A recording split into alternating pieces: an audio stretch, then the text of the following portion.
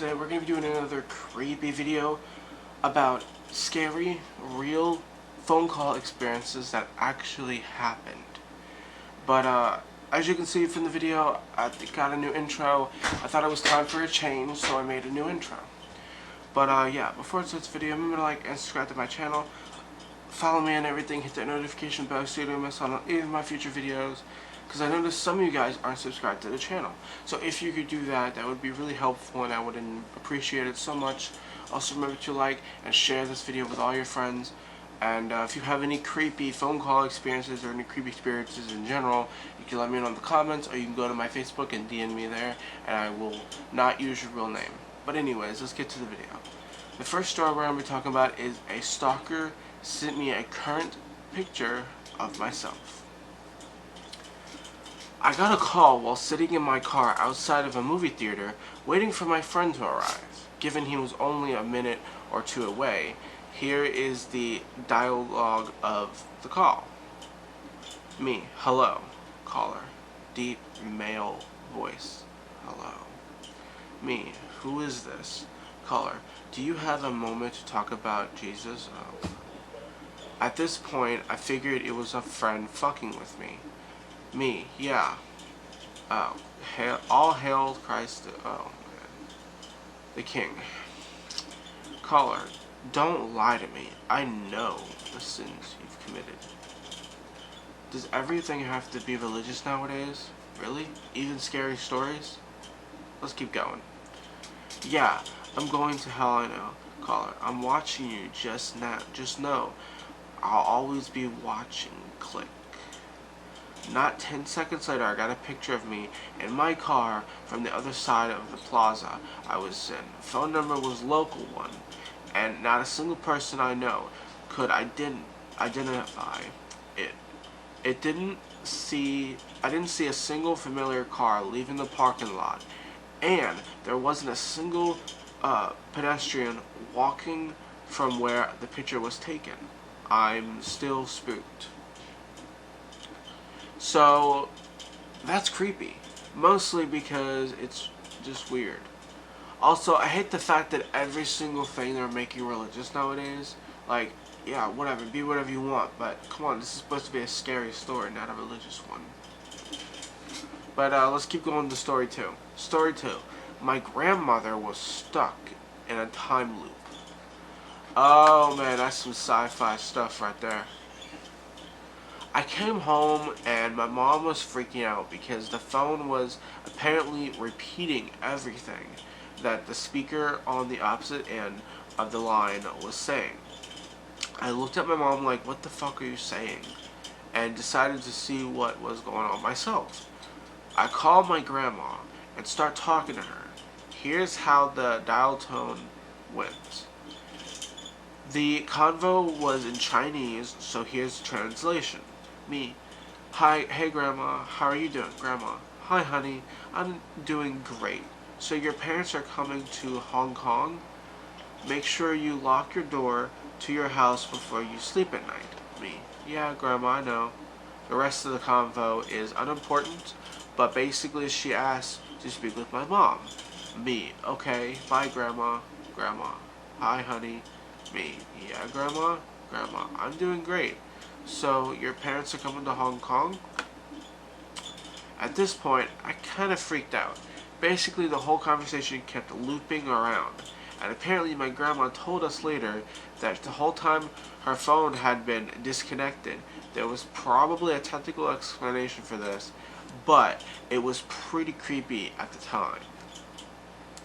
I don't know what kind of phone this is. If it's like, it's probably a technical error if you have an old phone, which, from the looks of it, from the looks of that story, it kind of sounds like it is a landline, because I don't understand how a digital phone could do that, but maybe I don't really know, so. Story 3. An insane man actually showed up at my house after calling me. I was 13, about, and I got a phone call from on my bullshit flip phone that had like 3 contacts. You know that one. Well, me. Hello, caller. We want PJ. Give us PJ back. Me. I don't know who PJ is. Caller. I said we want PJ back. Click. After the call, a black car pulled up at my house. At the same time, I heard knocking on my back door. It was 2 kids asking for PJ. The man that came up to the came out of the car looked at me through the window and said, "You have PJ. Fucking give us PJ back." Mind you, PJ are my mother's initials. My older sister was the only other person in the house. She grabs a knife and calls the cops. The car pulled off and I never saw or heard from them ever again. But it was pretty spooky. That was probably a kidnapper trying to get you outside the house. Alright. Story 4. A criminal called before breaking into my house. Okay. I was 13 and home alone. I got this phone call. The person was like, "Hi, I sell security systems. Are your parents home?" Me, "No. That was your first mistake." Person, "Does your house have a security system?" "No. Your second mistake." Person, "Okay," hangs up the phone. This kid needs to know that if someone calls you, just hang up. Because that's the whole reason why I'm saying that. I quickly realized my mistake and then checked the locks on all the doors and windows. After I made sure everything was locked, I grabbed a kitchen knife and locked myself in my bedroom. I lived in a cul-de-sac, but since it was a work day, none of my neighbors were home. Still, there was one car I didn't recognize parked down the road.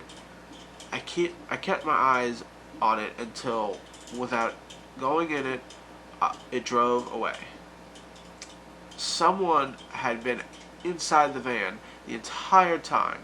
20 minutes later, it was either all a big coincidence. It was either a big coincidence, a prank call, and a random van, or the guy was trying to break in my house but changed his mind. Why I couldn't read that last part, I have no idea why, but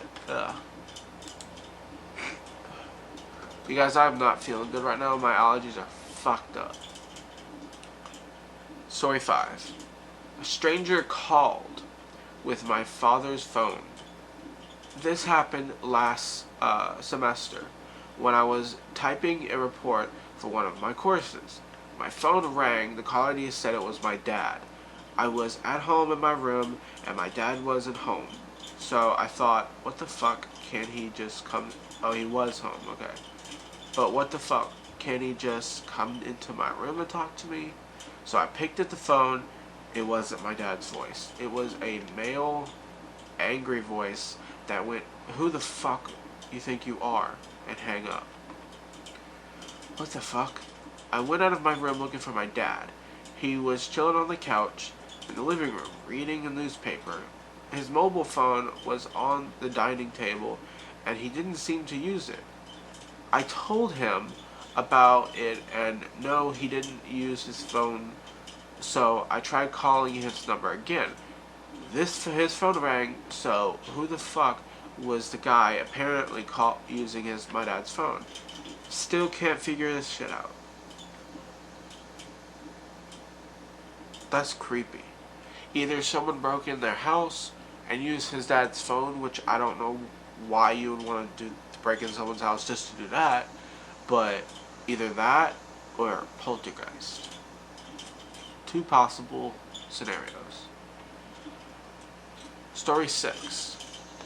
My uncle gave me a weird call during the war. Which war? Whatever. Before the war between Russia and Georgia, I didn't know that was a war. My uncle was in Georgia doing some sort of telecom work. He calls us a few days before the war breaks out and says if anyone calls, You don't know me, okay? You aren't my family, understand? Sure enough, about a week into the war, someone with a slight Russian accent calls and asks, "Do you know Uncle?" For some reason in the story, it doesn't say the name, so it just says Uncle, so I'm gonna call him Matt, okay? "Do you know Matt?" We said no, and they hung up terrified. Wow. I don't know why it doesn't say the uncle's name, so I'm so glad I just called him Matt.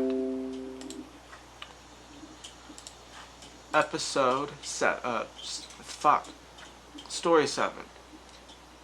A woman accused me of being her rapist. Years back, I drove a yellow cab. I got a lot of unknown number calling when I was off duty to book later or so I could pick them up. There was one girl on the line who I didn't know. She started asking me about some party we met at, that we'd hook up. Something was wrong, so I politely but firmly know she had the wrong number. She goes to allege that I'd forced her to do things and that I had to admit to them to give her closure. I carefully denied everything, avoiding apologizing language and making it clear I had no part in of this. She starts going on about how does she have my name and number, and I'm confused as well. So I asked her what night this all went down, and she realized not only was I driving a yellow cab, but that she was a passenger of mine. She had my number because I gave her my card. I informed her that I had timestamped video of the pickup drive and drop off. Dispatch notice proof that the only person in the world that couldn't have been her rapist. Worst part was that she tried to book a ride with me months later while drunk again. Fucking what is wrong with some people? Okay, I don't get why some people do that. I've heard stories of women doing that before, but I don't understand that, because if you're a woman and you're lying about being raped, there are real rape victims out there who the judge is not going to believe, because the fake rape victims are giving real rape victims a bad name, and it's just fucked up, you know? But yeah, it's just fucked up, you know? It really is. But that is going to be the end of our video today. If you like this video, remember if you like this video, remember to like and subscribe to the channel. Follow me and everything, hit that notification bell so you don't miss on any of my videos.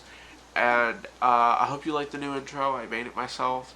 So thank you guys for watching, and of course, have a